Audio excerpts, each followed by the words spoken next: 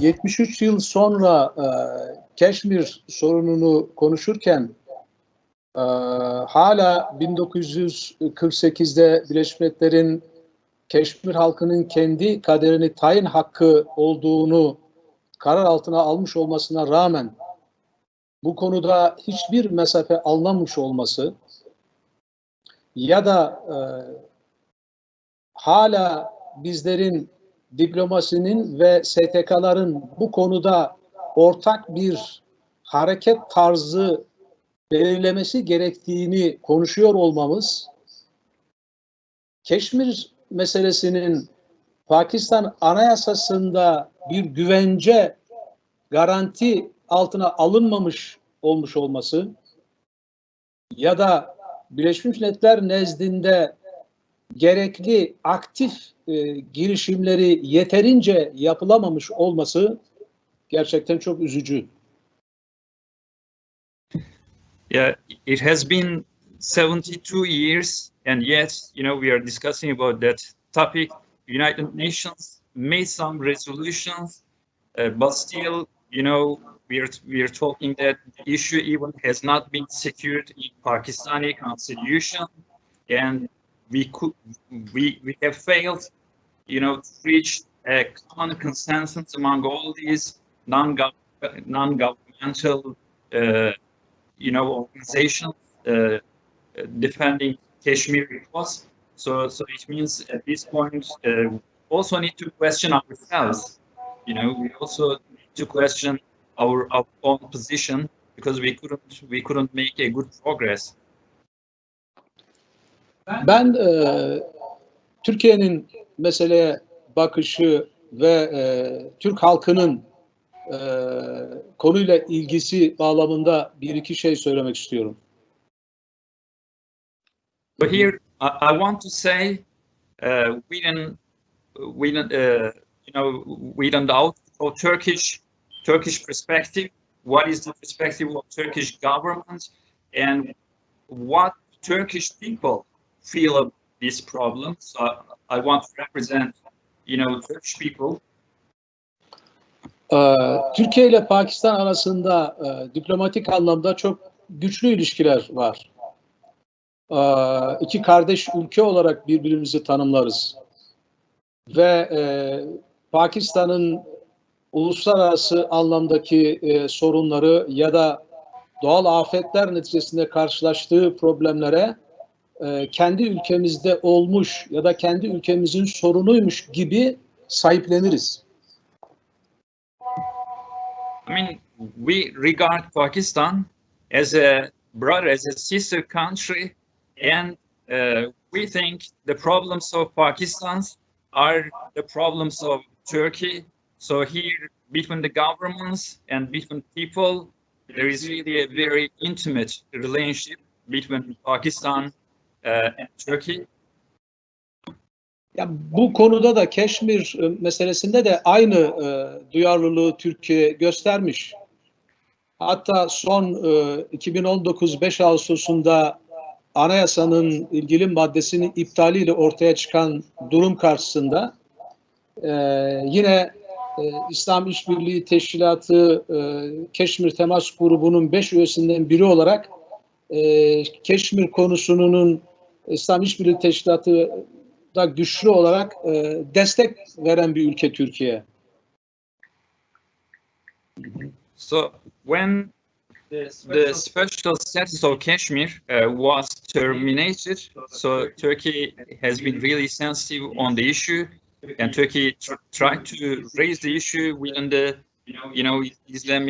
international Islamic cooperation. IOC, we say. So Turkey is really very sensitive on the issue in governmental level.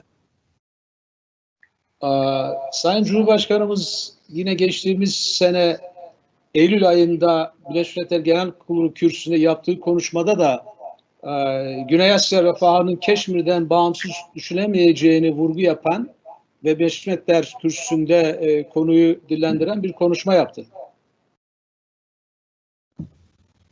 President Erdogan has also highlighted the issue even, in United Nations, and President Erdogan emphasized, that subcontinent, the destiny of subcontinent of Asia cannot be separated from the Kashmir issue. Yine Dışişleri Bakanımız da son olarak geçtiğimiz Haziran ayında İslam İşbirliği Teşkilatı Keşmir Temas Grubu toplantısına katılmak suretiyle orada da Keşmir konusundaki tutumumuzu net olarak yine ortaya koydu.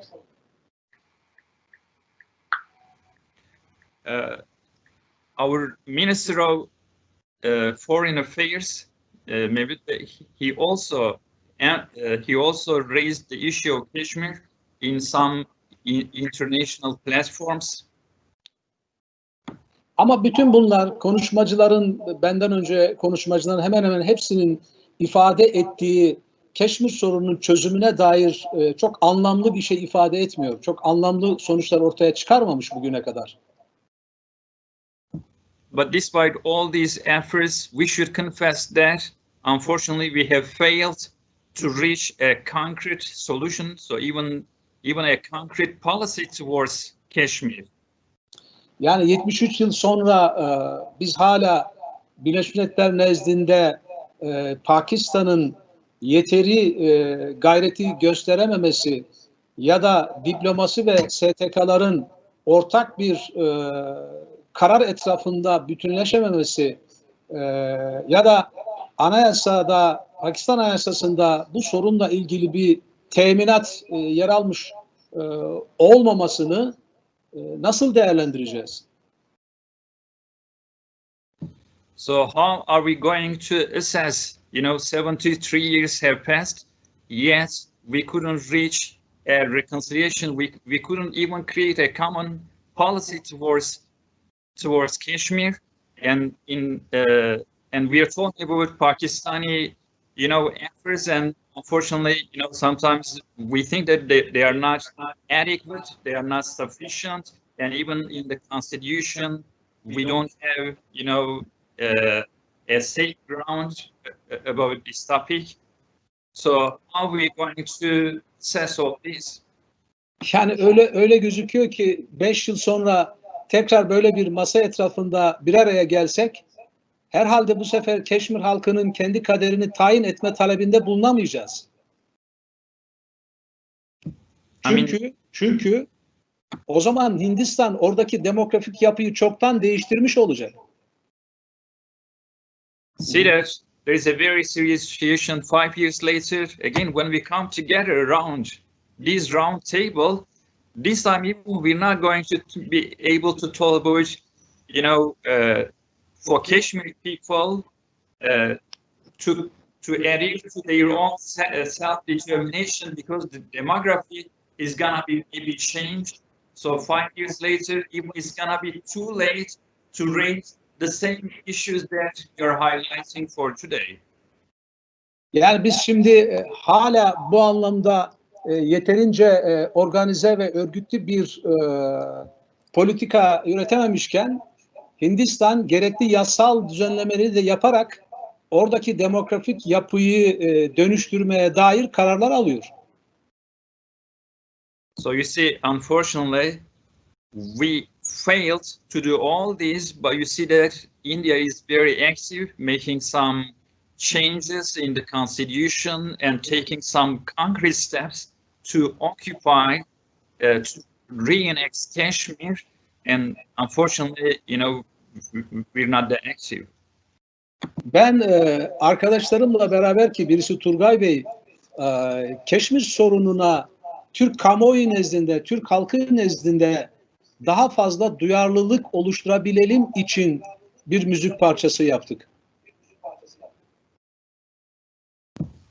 As you know that we have created a song, in English, so I became the supporter of this song, and we did it in collaboration with, Mr. Evren, Mr. Turgay Evren. Why? Because we wanted to raise an awareness among Turkish people, in Turkey. Bu da sadece vicdanen bir şeyler yapmış olmakla ilgili, yani çok büyük anlamda ifade etmiyor ama vicdanen kendimizi Keşmir halkı karşısında rahatlatmaya dönük bir pratikti, başka hiçbir şey değil. Actually, this is not, something very important. What we are trying to do, we are trying to alleviate the ache in our conscience, because we cannot take some concrete steps. So at least we are trying to raise an awareness, but actually this is a matter of conscience. Onun için 73 yıl sonra Keşmir sorununu bu bağlamda tartışıyor olmaktan, elbette ki Keşmir sorununu her platformda konuşmalıyız ama somut, çözüme dönük kararlar üretebilmiş olmalıydık bugüne kadar. Of course, it is precious to raise the issue of Kashmir in every platform, but so far we should have reached a common policy towards Kashmir, and we should have taken some concrete steps about this topic. Öyle anlaşılıyor ki önümüzdeki süreçte de bu çözümlerin üretilebileceğine dair kararlılık ya da meselenin diplomatik, STK ve benzeri anlamda diaspora nezdinde de takibiyle ilgili çok organize bir yapı sanki olmayacakmış gibi gözüküyor.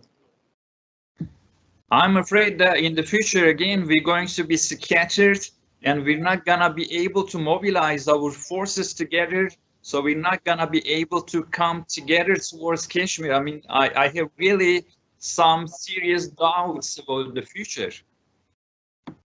Yani var mı bilmiyorum, belki de vardır ama Pakistan meclisinde ya da Pakistan Dışişleri Bakanlığı nezdinde münhasıran sadece Keşmir'le ilgili bir masa, bir komisyon, bir organizasyon var mı acaba?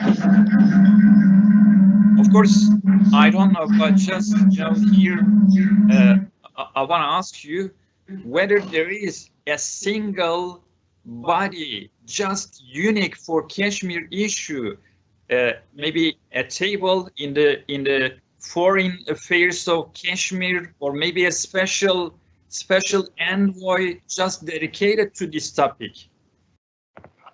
Varsa tamam, daha hızlı çalışsınlar, daha etkin olsunlar. Ama yoksa bu toplantının bir tavsiyesi, önerisi olmalı, böyle bir yapının derhal kurulmasıyla ilgili. If we have this kind of structure, that's good, and this structure, we should encourage this structure to take some concrete steps. But if we don't have this kind of structure, a structure dedicated solely to the cause of Kashmir, we need to create that structure, and we should strongly recommend, to create this kind of structure. Çözüm üretelim. Tekrar müzik parçaları yapmak zorunda kalmayalım. Çözüm üretelim. Let's please produce some solution. Let's not get involved in just, repeatedly making some songs reflecting our pain. Umarım bu toplantı, bu form Keşmir sorununun çözümüne küçük de olsa bir katkı sağlamış olur. Ya da burada konuşulanlar doğrultusunda hem Pakistan hükümeti hem STK'ları daha somut, daha kararlı adımlar atmasına vesile olur bu toplantı. I hope that, this meeting is going to make a humble contribution towards coming up with some solutions for Kashmir, or at least I hope that, we're going to encourage the Pakistani government also to be more determined about solution, but not only government, but also non-government organizations. All these organizations should actively work, and I hope that it's going to make a contribution towards that.